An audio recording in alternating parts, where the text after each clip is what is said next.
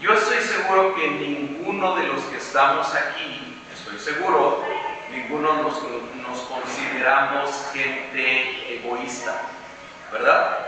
No le voy a pedir a nadie que levante la mano, ¿quién es un egoísta aquí? Pero estoy seguro que ninguno de nosotros nos consideramos egoístas. Sin embargo, fíjense que el egoísmo es algo que anida en el corazón del hombre, anida en el corazón del ser humano. No podemos olvidar y no debemos de olvidar nunca ni perder de vista que lo que estuvo en la raíz de la caída del ser humano fue precisamente el egoísmo. La principal tentación que aquella serpiente le presenta al hombre y a la mujer, o a la mujer y al hombre, en el orden que ustedes lo quieran poner, era la raza humana, de todas maneras, era: y serán abiertos vuestros ojos, y ustedes serán como Dios, van a ser como Dios. La verdad es que el egoísmo es algo que muchas veces se echa raíces en nuestro corazón sin que nosotros nos demos cuenta. Ahora, ¿qué es el egoísmo? Tendría uno que empezar por definirlo. No es difícil de definir, no traigo ninguna definición de diccionario, pero bueno, viene de la palabra griega ego, que quiere decir yo, ¿verdad? Es decir, el egoísmo es cuando nuestra vida, cuando lo que nosotros hacemos, pensamos, decimos, están centrados en nosotros mismos y no en los demás. Cuando los demás pasan a segundo término, pero nosotros estamos en el primer lugar. Siempre que nosotros actuamos, pensamos o nos comportamos de esa manera, lo estaremos haciendo de una manera egoísta. Por supuesto, como en todos los defectos que tenemos los seres humanos, como en todos los pecados, hay grados, ¿verdad? Hay de egoístas a egoístas, hay de egoísmos a egoísmos. Hay algo incluso que le llaman los psicólogos egocentrismo. Y el egocentrismo es una forma de egoísmo, pudiéramos decir, extremo, en el cual sentimos que todo gira a nuestro alrededor, ¿verdad? Nosotros somos el centro y todo lo demás está girando a nuestro alrededor. Todo lo que pasa, pasa para nosotros. Cuando una persona es egoísta o cuando somos egoístas, somos capaces de caer en situaciones a veces extremas. Por ejemplo, la avaricia también, igual si yo preguntara ahorita cuántos avaros hay aquí, yo espero que nadie levante la mano, ¿verdad? Ninguno de nosotros nos consideramos avaros, ninguno de nosotros nos consideramos personas que estén pensando únicamente en la ganancia económica, pero fácilmente también podemos caer en una situación de ese tipo que tiene como fondo otra vez el egoísmo. Y ahora sí, ¿por qué quise hablar de esto primero? Porque la lectura que vamos a hacer ahorita se trata de un hombre tremendamente egoísta y tremendamente avaro, que fue redimido por el Señor Jesucristo. Recordemos que estamos hablando de la redención en esta serie de mensajes.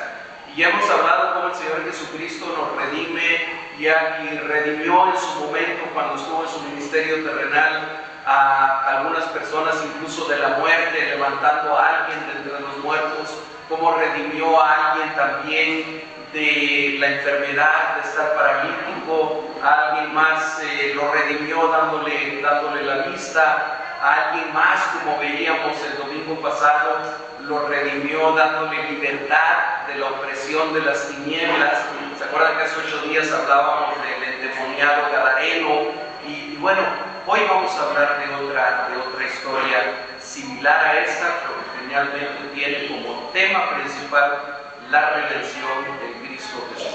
Hay como unos brillos por ahí, pero yo no sé si sean de acá junto o sea del equipo de sonido. ¿Perdón? Ok. No es culpa de nosotros entonces. Yo ya le iba a echar la culpa a mi hermano Alejandro, pero definitivamente no es nada que ver con el sonido. Ahora sí los invito, por favor, a que se pongan de pie y busquen en sus Biblias en San Lucas, la cita que está aquí, capítulo 19, y vamos a leer de los versículos 1 al 10.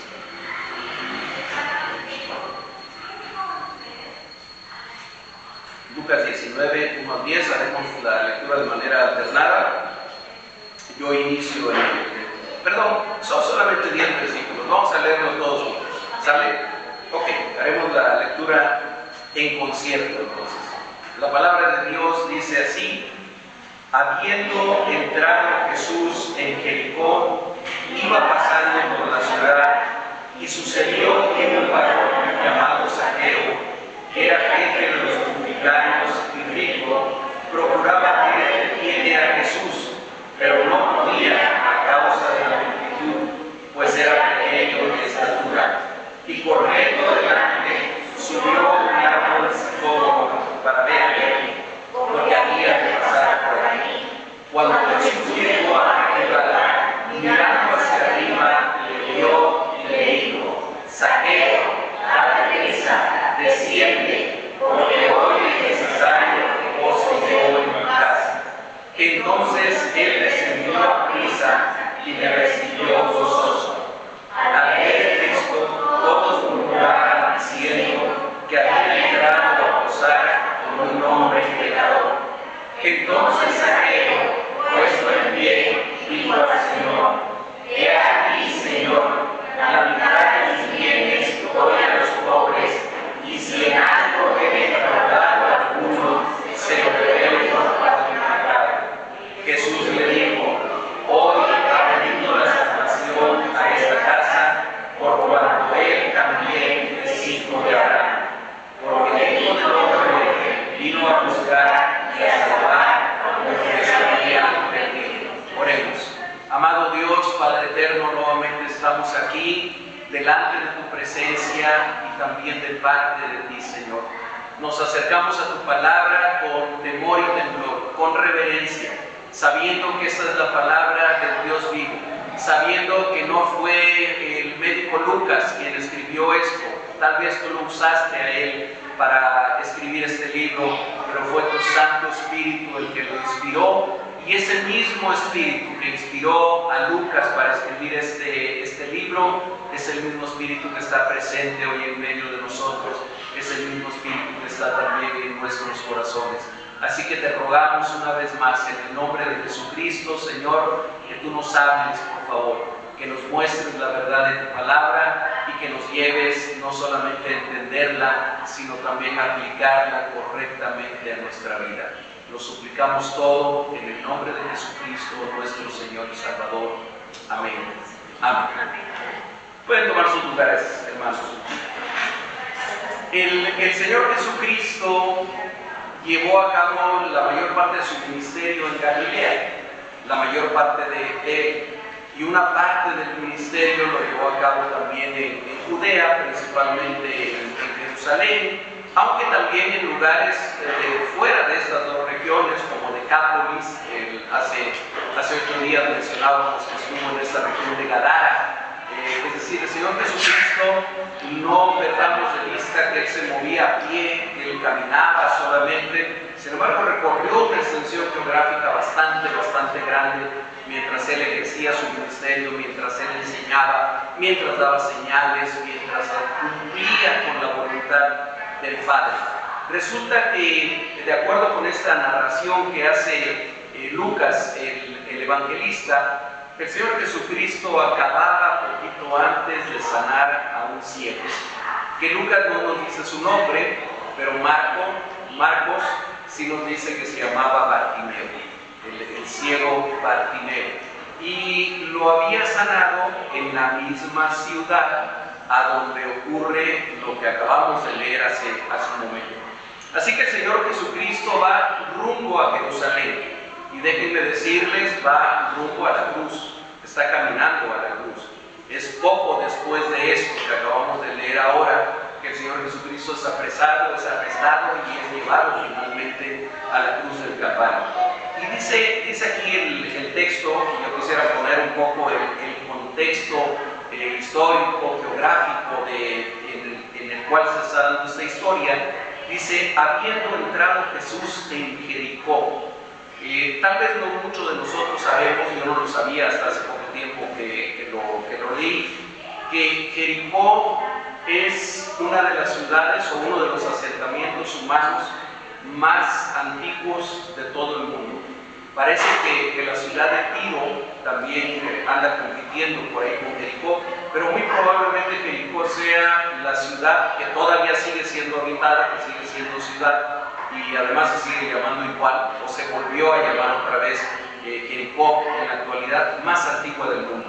Se calcula o han calculado los arqueólogos que fue fundada por ahí del año 8000 antes de Cristo. O sea que es una ciudad que tiene por ahí de 10.000 años.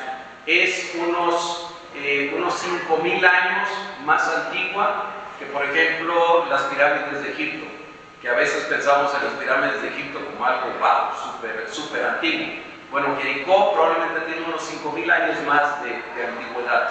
En el tiempo del Señor Jesucristo, Jericó ya había pasado por diferentes etapas. Había habido pueblos ahí, habían desaparecido, habían nacido otros pueblos, habían vuelto a desaparecer. Todos recordamos lo que se nos narra en el libro de Josué sobre Jericó. A lo mejor por eso es más famoso el nombre de esta ciudad, ¿verdad? ¿Se acuerdan qué pasó ahí? Las murallas se derribaron, ¿verdad? Después de que el pueblo dio 7 vueltas alrededor de ese lugar, hicieron exactamente lo que Dios les había dicho que hicieran, tocaron las trompetas los sacerdotes, todo el pueblo gritó y entonces las murallas se derribaron. Y fíjense que precisamente la palabra Jericó quiere decir ciudad amurallada o lugar de murallas, es el significado que tiene. Así que aparentemente siempre fue una ciudad amurallada, o buena parte de su historia lo fue. En el tiempo del Señor Jesucristo, que es el tiempo que estamos leyendo ahora, que era una ciudad importante dentro de la provincia de Judea para el Imperio Romano. Era una ciudad comercial, era una ciudad que era casi que paso obligado para ir a Jerusalén. Era una ciudad suficientemente grande, bulliciosa, una ciudad importante, pues. Y entonces dice aquí la narración de Lucas que entrando Jesús en Jericó, iba pasando por la ciudad, él iba atravesando la ciudad, y sucedió que un varón llamado Zaqueo, que era jefe de los publicanos y rico, y ahí me detengo otra vez para dar un contexto. La palabra publicano la hemos escuchado muchas veces, la hemos leído muchas veces en la Escritura, pero a lo mejor no tenemos suficientemente claro qué era un publicano, qué hacía un publicano. Hay una palabra en latín, in pubis, que quiere decir lo público o las finanzas públicas. Hagan de cuenta que quería decir algo así como hacienda para nosotros el día de hoy, ¿verdad? O sea, como el SAT. De ahí venía la palabra publicano. Y bueno, los publicanos no solamente estaban en Jerusalén, no solamente estaban en Judea, estaban en todo el Imperio Romano. Los romanos fue verdaderamente un imperio, un gobierno brillante en muchas cosas que establecieron, y una de ellas era que para cobrar impuestos, y vaya que cobraban impuestos casi por todo, por lo que vendías, por lo que comprabas, por las casas que tenías. Bueno, no muy diferente al día de hoy, pero cobraban impuesto por todo. Y entonces ellos establecían en los lugares que iban conquistando algunos romanos, pero luego se dieron cuenta que era mejor poner a gente del propio pueblo al cual habían dominado para que se dedicara a cobrar los impuestos. Pero saben que, y miren, bien dice Eclesiastés, no hay nada nuevo debajo del sol, ¿verdad? ¿Saben cómo llegaba una persona a ser publicano? Compraba impuestos, lo compraba.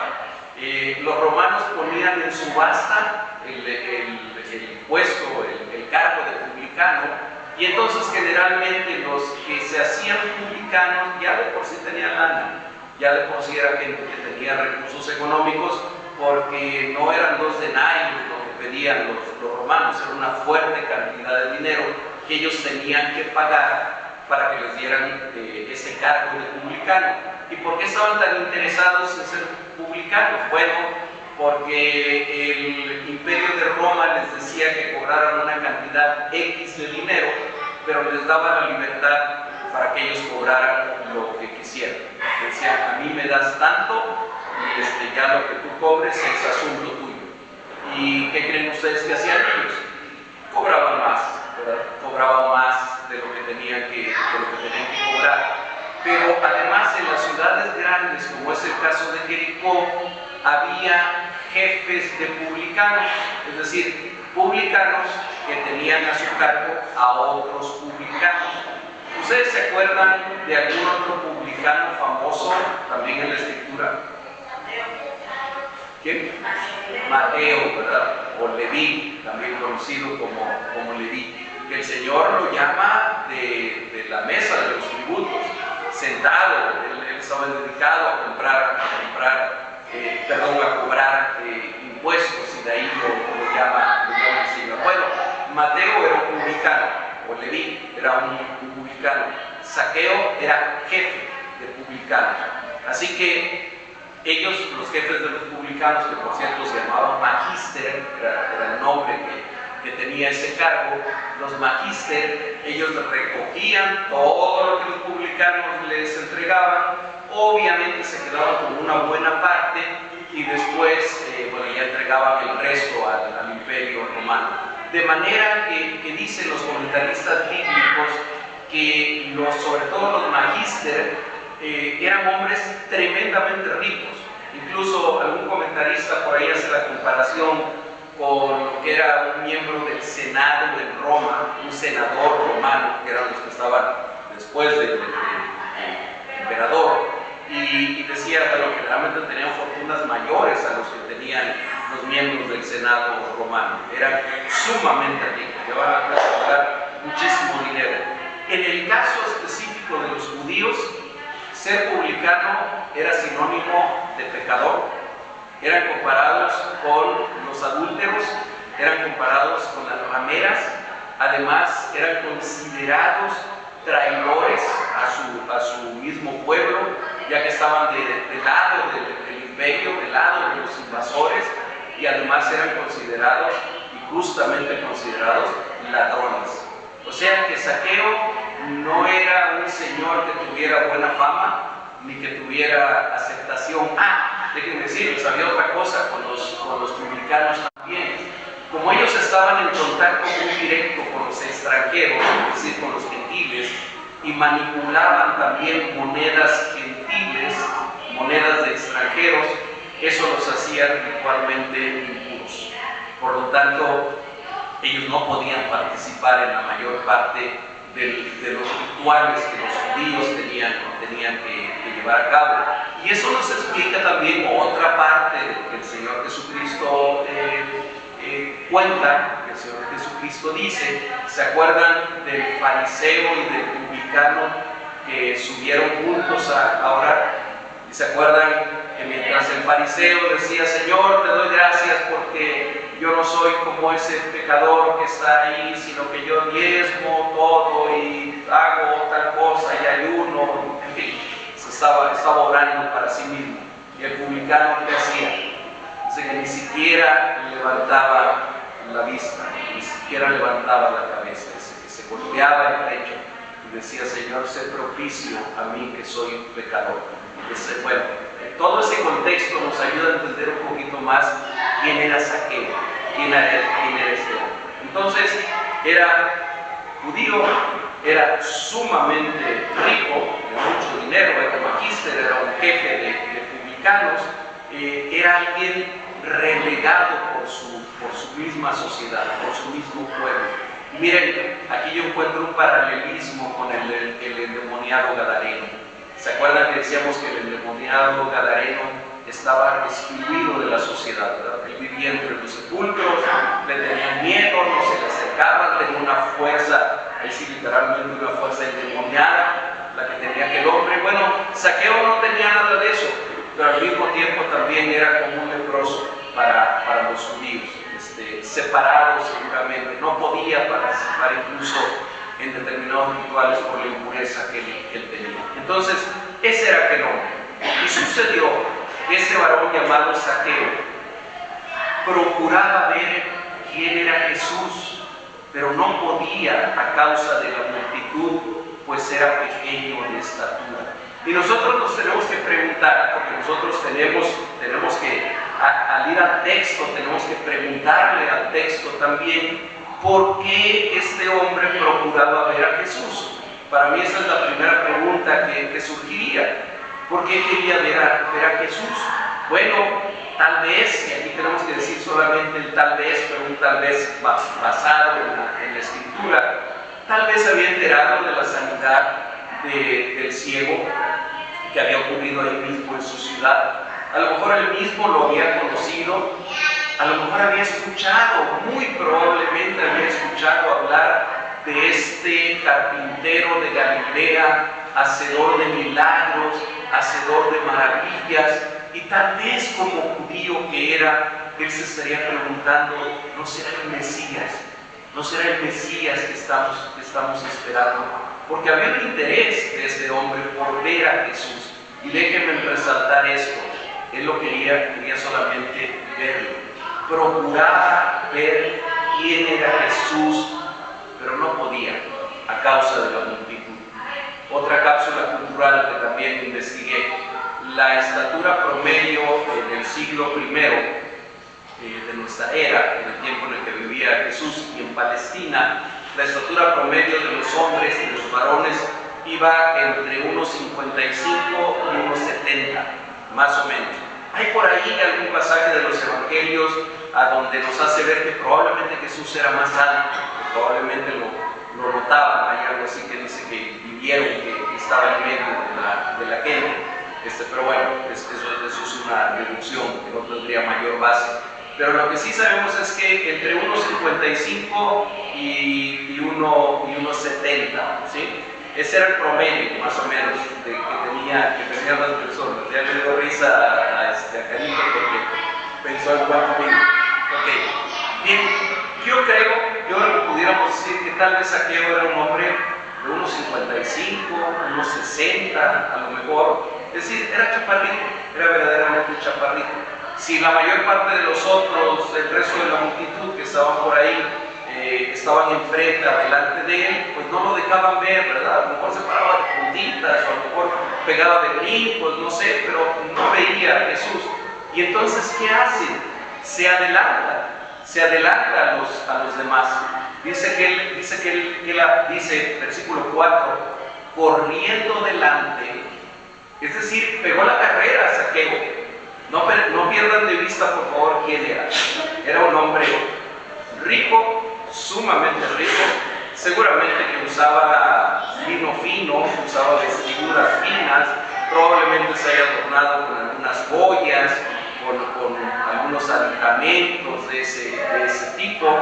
Y bueno, aún así, imagínenselo pegando la carrera, corriendo, y no nada más corrió, sino que buscó por ahí un árbol, un sicómoro. Los sicómoros son árboles que producen higos, pero que producen higos silvestres. Incluso en algunas traducciones dice un árbol de higos en lugar de sicómoro, pero son higos silvestres y tienen una característica: sus ramas son bastante bajas, tienen ramas bajitas, sus ramas no son tan altas, las primeras de ellas, de manera que son fáciles de trepar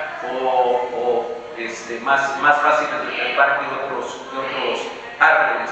Así que dice, y corriendo adelante subió a un sicómoro para verle, porque había de pasar por aquí. Él se adelantó a Jesús, se adelantó a la multitud, seguramente se tuvo que levantar un poquito la túnica para poder correr. Salió corriendo. Yo me imagino a aquel hombre rico, a aquel hombre bien vestido, subiéndose, trepándose como chamaco a un árbol, con una sola finalidad: ver pasar a Jesús. Hermanos, de ahí me detengo un momento. Saqueo no tenía planes de ser seguidor de Jesús. Saqueo no tenía planes de ser su discípulo.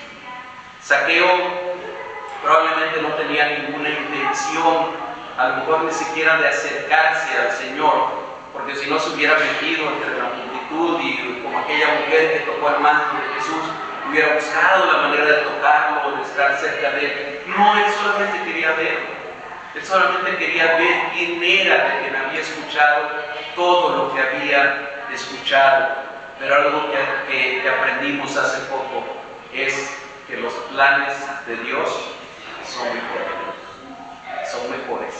Y Dios tenía otros planes para Zaqueo, que Zaqueo ni siquiera se imaginaba.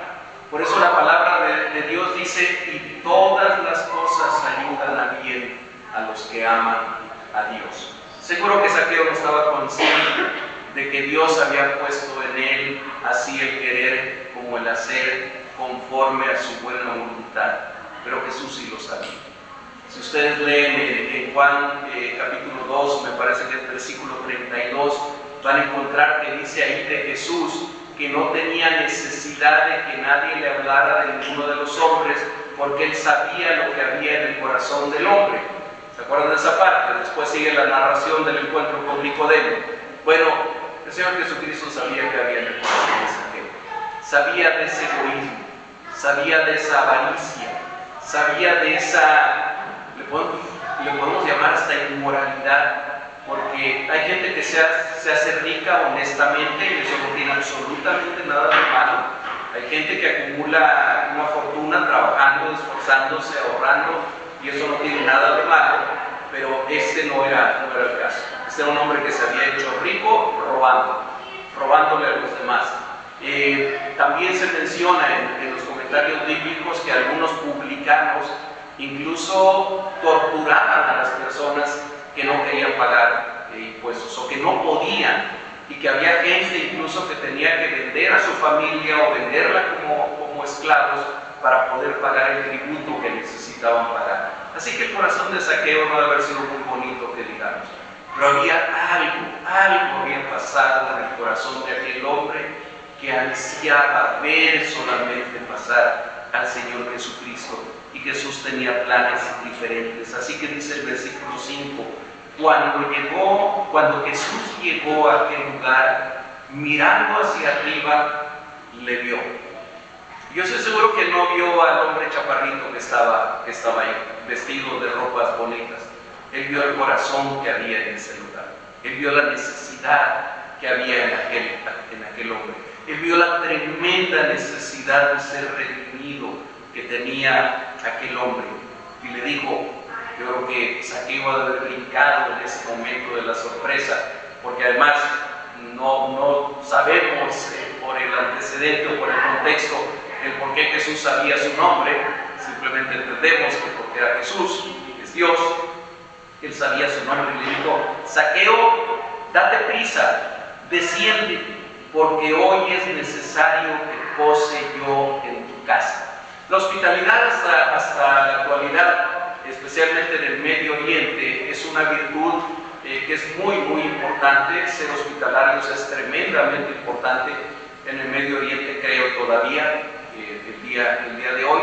Pero en aquel tiempo, en el tiempo de Jesús, era muchísimo más importante ser hospitalario. Pero no era tan común que alguien se invitara solito a que lo hospedara, ¿verdad? Y aquí realmente el Señor Jesucristo se invita solo y le dice: Zaqueo, es necesario. Y fíjense que ahí también hay una expresión que quiere decir o que significa tú necesitas, tú tienes la necesidad de que yo more hoy en tu casa. Sí, seguramente que el Señor Jesucristo se pudo haber hospedado en muchos otros lugares, seguramente que en Jericó había discípulos del Señor Jesucristo y que lo hubieran podido hospedar en algún otro lugar. Sin embargo, el Señor le dice: es necesario que pose yo en tu casa. Y veamos la respuesta de aquel hombre en el versículo 6. Entonces él descendió a prisa. Se salta ahí la narración, qué fue lo que hizo después de que descendió, porque luego dice: y le recibió gozoso. Le recibió con gozo, le recibió con alegría. Se puso las pilas en ese momento, salió corriendo. Debe de haber tenido sirvientes, debe de haber tenido gente que estaba bajo sus órdenes, seguramente que prepararon la cena, que prepararon todo lo necesario para que el Señor llegara ahí. Pero ya en ese momento ya había ocurrido algo en el corazón de Zaqueo, porque ese gozo no lo tenía anteriormente. tenía curiosidad, que es muy distinto, pero ahora había gozo en él. Versículo 7. Al ver esto, todos murmuraban diciendo que había entrado a posar con un hombre pecador. ¿Se acuerdan de la historia del endemoniado gadareno? Cuando lo que había hecho el Señor Jesucristo lo había librado de la opresión de una legión de demonios. ¿Y cuál fue la reacción de la gente de aquel lugar? Tuvo miedo y le dijo, vete de aquí, vete de esta región. Bueno, en esta ocasión también vimos una reacción de ese tipo, una reacción farisaica de parte de los demás, porque dicen que lo criticaron, murmuraban, ni siquiera lo decían abiertamente, ¿verdad? Decían entre ellos, murmuraban, diciendo que había entrado a posar con un hombre pecador. ¿Y por qué decían esto? Porque era inconcebible en aquel tiempo que un rabino, un fariseo, por ejemplo, entrara a la casa de un publicano. Inconcebible. Era un hombre impuro. En el momento que entraba a su casa, él se volvía impuro también. Y ya no podía hacer, tenía que hacer todo un ritual para quitar aquella impureza y volver a participar en sus rituales, pues. Era inconcebible porque era, si de alguien era totalmente claro que era un pecador, era de los publicanos.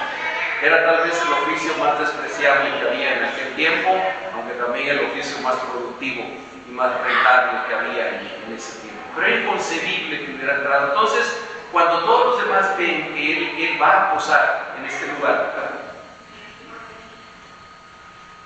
dice que murmuraba por lo que había hecho. Versículo 8. Entonces Zaqueo, puesto en pie, estaba seguramente en la cena, seguramente en la reunión, puesto en pie, dijo al Señor: he aquí, Señor, la mitad de mis bienes doy a los pobres.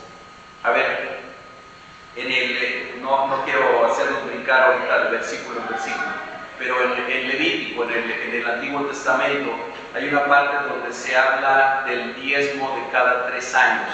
Y dice el Señor: cada 3 años apartarás tu diezmo, apartarás la 10ª parte para los levitas, para las viudas, para los huérfanos, para los pobres de tu tierra. ¿Cuál era la obligación legal? De acuerdo con la ley de Moisés, era separar un 10% y cada 3 años repartirlo a los pobres. Veamos lo que Jesús hace en el corazón de las personas y lo que hizo en el corazón de aquel hombre. Él no dijo: voy a dar, ahora sí ya voy a dar el diezmo de cada 3 años para darlo a los pobres. Dijo: la mitad, el 50%, 5 veces el diezmo que le correspondía. Dice: se los doy a los pobres. No sabemos cuál era la fortuna de Zaqueo, pero sí sabemos que era una fortuna bastante considerable. Y él dijo: la mitad de todo eso lo voy a repartir a los pobres. Eso lo hace una persona egoísta, una persona avara, ¿verdad que no? Eso lo hace alguien que tiene un corazón generoso. Eso lo hace alguien que tiene generosidad, no solamente para dar, sino para dar abundantemente. Algo había pasado en el corazón de Zaqueo, ya no era definitivamente la misma persona. Había pasado del egocentrismo a la generosidad por ese corazón transformado. La segunda parte del versículo dice: y si en algo he defraudado a alguno, lo devuelvo cuadruplicado. Otra vez, en Levítico la ley establece qué es lo que se debía de hacer cuando, por ejemplo, a alguien le daban algo en resguardo o prestado y aquella persona lo perdía, o cuando se comprobaba que alguien se había quedado defraudando a otro con algo que no era suyo. ¿Qué era lo que establecía la ley? Tienes que pagar lo mismo y agregarle la 5ª parte de aquello con lo que te quedaste. Eso era lo que establecía la ley. ¿Qué es lo que Zaqueo dice? No voy a dar la 5ª parte sacando porcentajes, hermano Carlos, sería el 20%, ¿verdad? ¿Sí? El 20% si hablamos de porcentajes. No estaba dando el 20%, estaba dando el 400%. Dice: lo cuadruplico. Si alguien he defraudado, y yo creo que aquel hombre había defraudado a mucha gente, había muchos que seguramente podrían haber levantado la mano y decir, a mí me defraudaste tanto dinero, y se lo cuadruplico. Se terminó el egoísmo de aquel hombre, se terminó la avaricia de aquel hombre, pasó a ser verdaderamente otra persona. Y miren, el Señor Jesucristo lo dice en los siguientes dos versículos. El versículo 10 es la conclusión, pero el versículo 9 es importante. Jesús le dijo, hoy ha venido la salvación a esta casa, por cuanto él también es hijo de Abraham. Y cuando está hablando esto el Señor Jesucristo, debemos de entenderlo también en el contexto más amplio de quién es un hijo de Abraham. Ahora sí, déjenme preguntarles, ¿cuántos hijos de Abraham habemos aquí? Yo levanto la mano, ¿verdad? No étnicamente, desde luego. Étnicamente no somos judíos, no somos descendientes de Abraham. Pero la palabra de Dios dice que nosotros somos el nuevo Israel, ¿sí? Que nosotros somos el nuevo pueblo de Dios, que el Señor echó abajo la barrera de división para hacer de ambos un solo pueblo. Entonces no solamente le está diciendo, este es un judío también, es un hijo de Abraham, es un judío, porque además había sido relegado también de entre los judíos por el oficio que tenía, sino está diciendo, este es un hijo de Dios, este es parte del pueblo de Dios. Juan capítulo 1, versículo 12 dice, a los suyos vino y los suyos no le recibieron, mas a los que le recibieron, a los que creen en su nombre, les dio potestad de ser hechos hijos de Dios. ¿Y qué había hecho Zaqueo aquel día? Recibir a Jesús, recibir a Jesucristo. Él sí, no en un sentido metafórico, sino en un sentido literal, lo había recibido en su casa, pero más allá de haber sido hospitalario con él, había abierto la puerta de su corazón. El Espíritu Santo había regenerado el corazón de aquel hombre. Y por eso el Señor Jesucristo dice, por cuanto este es un hijo de Dios, por cuanto este es un descendiente también de Abraham, en el verdadero sentido que tiene esa palabra. Y termina la narración diciendo el Señor Jesucristo, porque el Hijo del Hombre vino a buscar y salvar lo que se había perdido.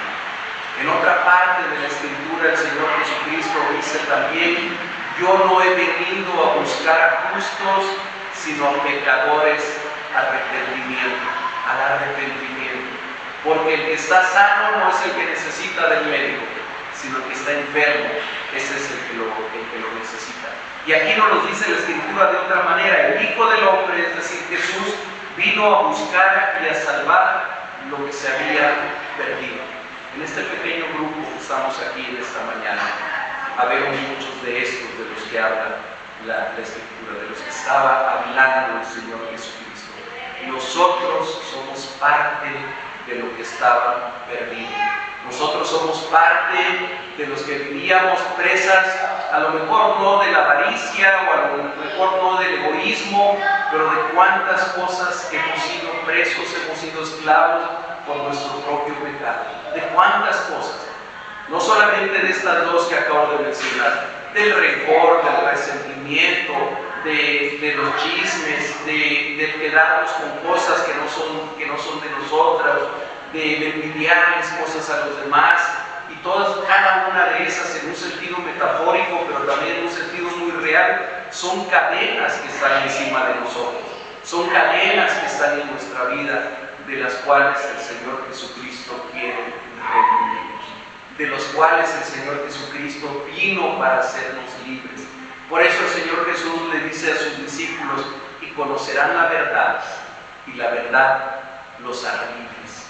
Zaqueo aquel día pasó de ser un esclavo sumamente rico a ser un hombre tal vez hasta pobre, o tal vez muchísimo menos rico de lo que era, pero a ser libre, a dejar de ser esclavo. Fue redimido de su propia esclavitud por el Señor Jesucristo. Y yo quisiera que en esta tarde nosotros nos preguntáramos, de qué cosas el Señor Jesucristo nos ha redimido. De cuántas cosas te ha rescatado el Señor Jesús. ¿Cómo era tu vida antes de que Jesucristo viniera aquí? A lo mejor tú no tuviste que subirte a un sicómoro, ni a un pino, ni a ningún otro árbol para ver pasar al Señor Jesucristo. Pero es el Señor Jesucristo el que toma la iniciativa. Cierto, Zaqueo se había subido a un árbol, pero él tenía solamente curiosidad. El que toma la iniciativa es Jesús. Jesús es el que se dirige a él y que le dice: Zaqueo, baja de ahí porque necesito morar en tu casa. Yo estoy seguro que hubo un día en que el Señor Jesucristo pasó también por donde nosotros estábamos. Vino a nosotros y nos dijo, a lo mejor por nuestro nombre, no Zaqueo, sino diciendo nuestro nombre: bájate de ese pedestal en el que estás. Bájate de esa altura en la que estás, porque yo necesito morar en ti. Porque tú necesitas que yo more en ti. Porque estás lleno de cadenas, porque estás lleno de esclavitudes de diferente tipo, porque estás lleno de egoísmo, porque estás lleno de egocentrismo, porque estás lleno de vanidad, porque estás lleno de yo no sé qué cosas. Cada quien conoce su propio corazón, pero saben que a veces nos olvidamos de dónde nos sacó el Señor Jesucristo.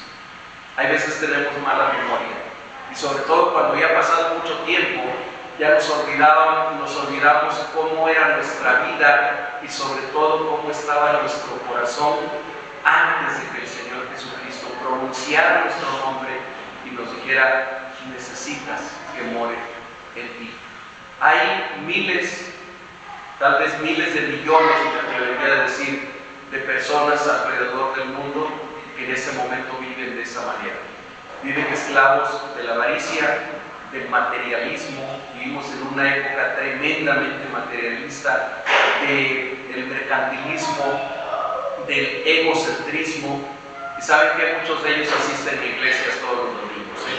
No estoy hablando de ateos, ni de paganos, ni nada de eso. Además, hay muchos de ellos que asisten a las iglesias todos los domingos y que tal parece que a lo mejor vinieran con una cadena encima y salen con la misma cadena todavía encima, y que necesitan ser redimidos por el Señor Jesucristo. Hay miles de millones de personas en todo el mundo que hoy no han escuchado hablar del Mesías, que hoy no han escuchado hablar de que hay esperanza, de que hay salvación, de que hay vida nueva, de que hay un nuevo nacimiento, de que se puede ser una nueva criatura en Cristo.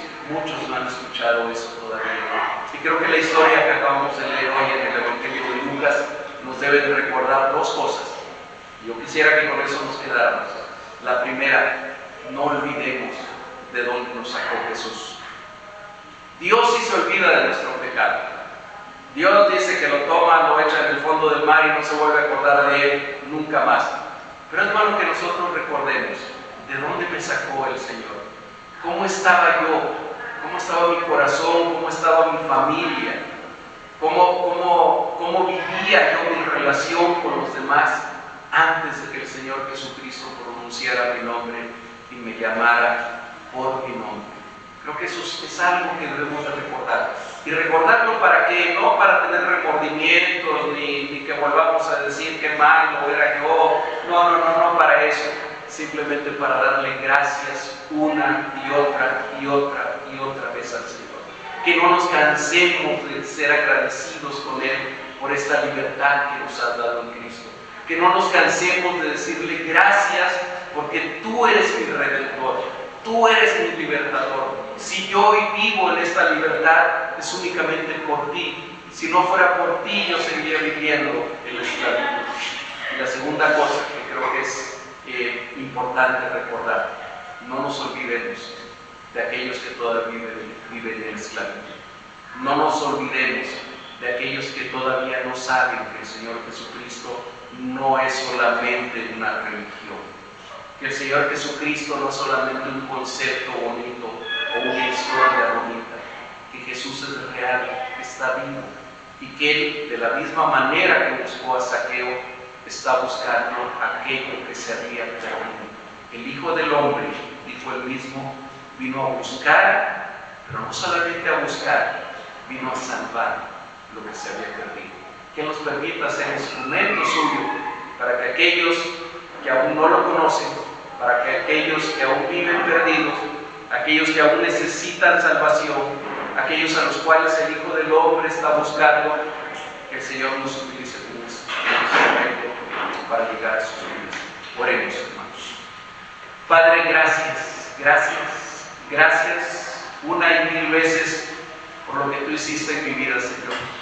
Gracias por haberme perdonado, gracias por haberme rescatado, gracias por haberme librado de todo lo que me libraste, Señor, de mi extremo egoísmo, de mi extrema vanidad, de mis temores, de mis vicios, de las esclavitudes, Señor, bajo las cuales yo vivía.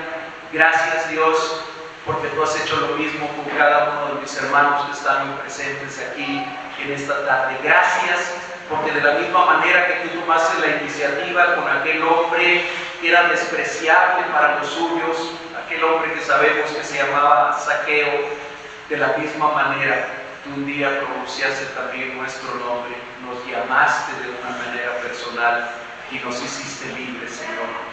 Gracias.